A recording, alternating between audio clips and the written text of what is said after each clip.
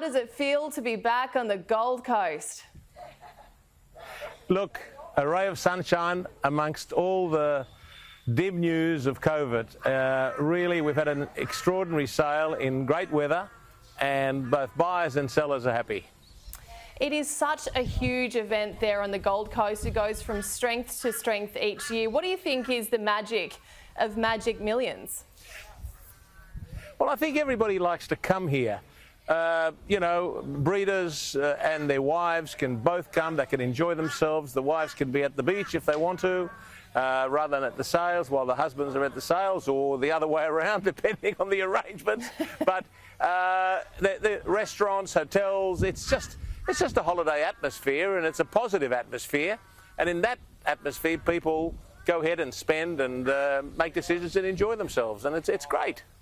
It is the first major sale of the year. How have you found the first couple of days there at the yearling sales? Well, there have only been 400 horses sold to date out of the 1,000-odd horses which will be sold in Book 1.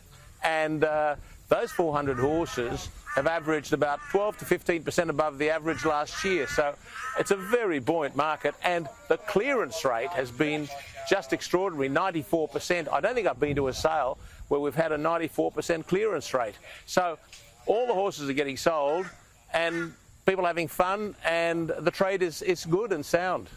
It says a lot about the industry here in Australia at the moment, doesn't it?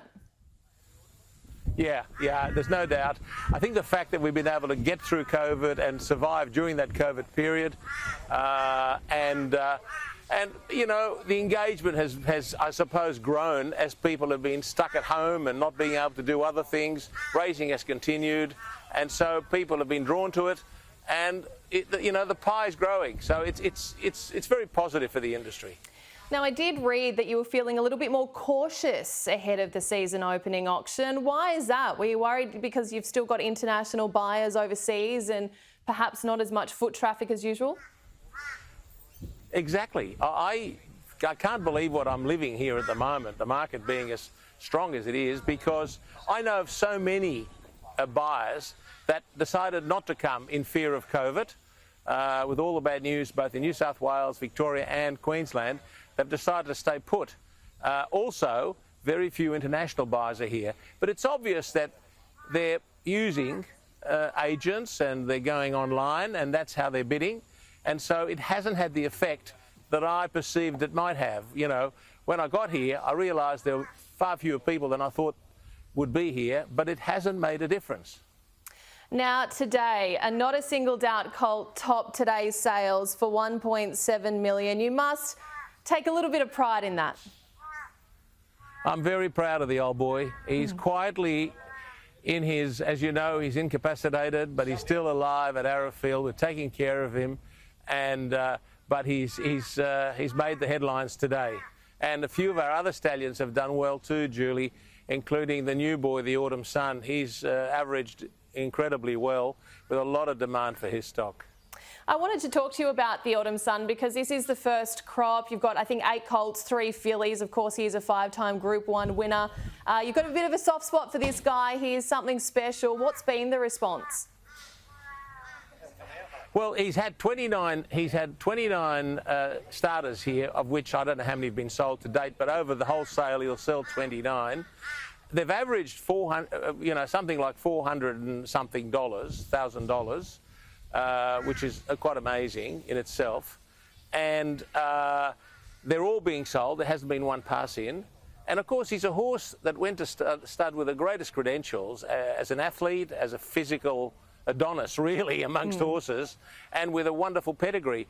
And it was just a question of how good his produce would look. And his produce have impressed everybody. They're strong, deep-girthed, good walking horses. They look sound.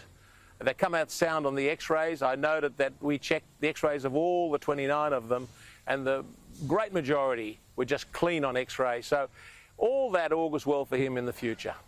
And let's not forget, you've got yearlings, star size, the likes of Schnitzel, Pariah, you've got your international, your European, your Japanese, your New Zealand, Arrowfield, you've got plenty to offer.